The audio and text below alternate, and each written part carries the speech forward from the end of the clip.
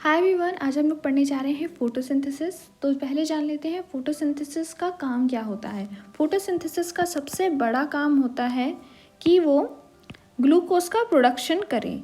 Glucose के production के लिए ही पूरा फोटोसिंथेसिस का प्रोसेस होता है।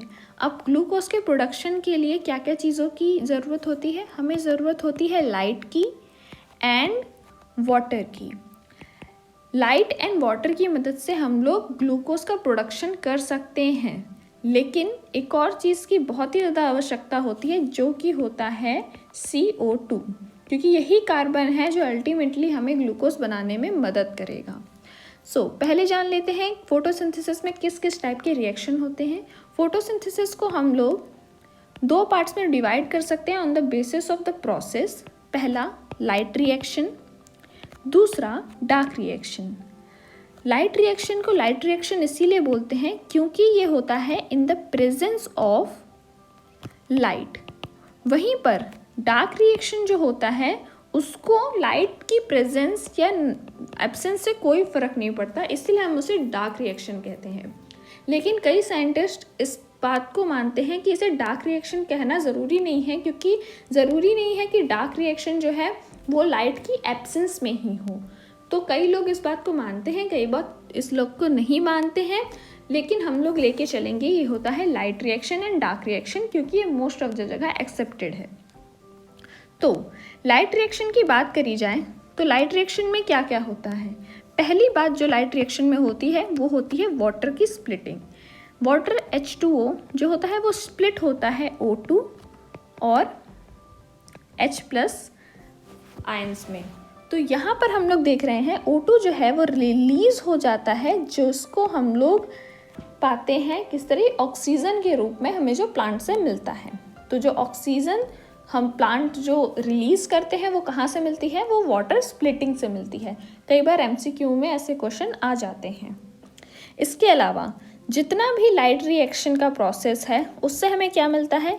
हमें मिलता है ATP और एक NADPH मिलता है। यहाँ पर NADPH क्या है? ये है इलेक्ट्रॉन कैरियर, और ATP क्या है? जैसे कि हम लोग जानते हैं ये है एनर्जी की करेंसी।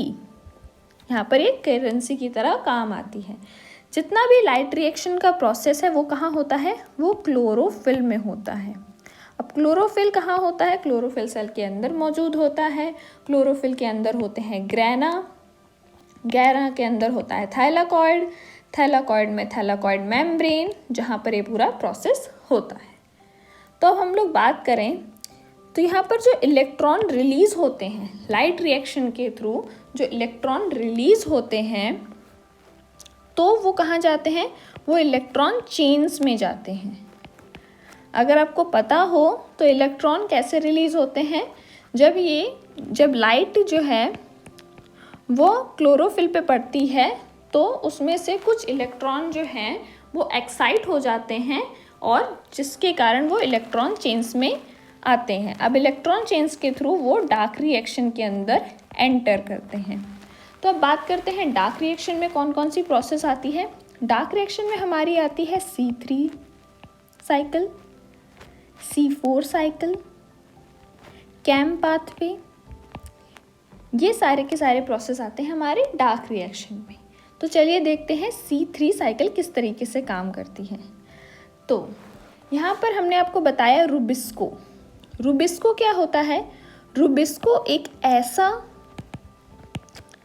एंजाइम है जो कि CO2 एंड O2 दोनों के साथ ही बाइंड कर सकता है, और दोनों के साथ ही बाइंड करके प्रोडक्शन कर सकता है। लेकिन जब ये CO2 के साथ बाइंड करता है तो ये प्लांट के लिए ज़्यादा फ्रूटफुल रहता है बजाय ये O2 के साथ बाइंड करे।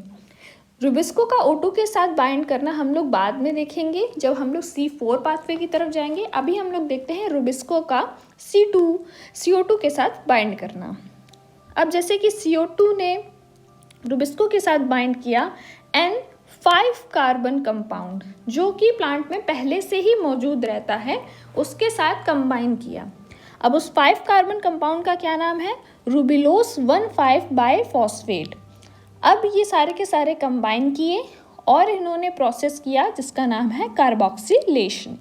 कार्बोक्सिलेशन के बाद 6 कार्बन कंपाउंड बना, लेकिन बीइंग अ लोनली चाइल्ड अब इसको मन नहीं लगा और ये अनस्टेबल होके टूट गया 3 कार्बन कंपाउंड्स में, जिस 3 कार्बन कंपाउंड का नाम है 3 फॉस्फोग्लिसरेट। अब ये 3 कार्बन कंपाउंड जो है वो 2 3 कार्बन कंपाउंड बने जिसको हम लोग कहते हैं PGA। ये 3 फॉस्फोग्लिसरेट जो है वो रिड्यूस हुआ और प्रोसेस में कहाँ गया, रिडक्शन के प्रोसेस में गया।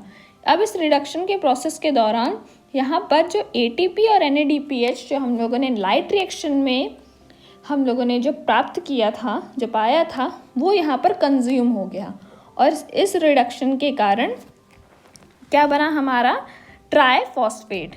अब ये कितना कार्बन कंपाउंड है, ये 1 कार्बन कंपाउंड है।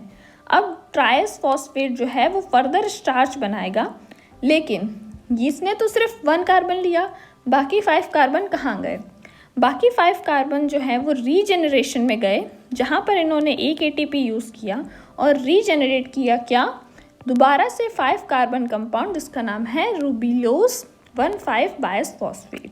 तो इस तरीके से ये पूरा काम हुआ और सिर्फ 1 कार्बन यूज़ हुआ जो कि हमें CO2 से मिला था। इस तरीके से कार्बन फिक्सेशन हुआ और इस प्रोसेस को इसी कारण कार्बन फिक्सेशन कहते हैं। अब आप लोग के दिमाग में आ रहा होगा इसे C3 साइकिल ही क्यों कहते हैं, कोई और नाम क्यों नहीं दिया गया? C का मतलब होता है कार्बन, क्योंकि ये कार्बन फिक्सेशन प्रोसेस है। 3 का मतलब है यहाँ पर जो इसका पहला स्टेबल कंपाउंड है वो है 3 कार्बन कंपाउंड। बना तो वैसे 6 कार्बन कंपाउंड है, लेकिन जो पहला स्टेबल है वो बना है हमारा C3 कंपाउंड। तो यहाँ पर C3 साइकिल उसके कार्बन और 3 कार्बन कंपाउंड है जो कि पहला स्टेबल कंपाउंड है, उसके नाम पे इसका नाम पड़ा है C3 साइकिल। तो अगली वीडियो में हम लोग पढ़ेंगे C4 साइकिल के बारे में और रूबिस्को का CO2 से इन्वॉल्व होने का क्या परिणाम होता है ये हम लोग देखेंगे। Thank you and this is all for today's video. Thank you so much.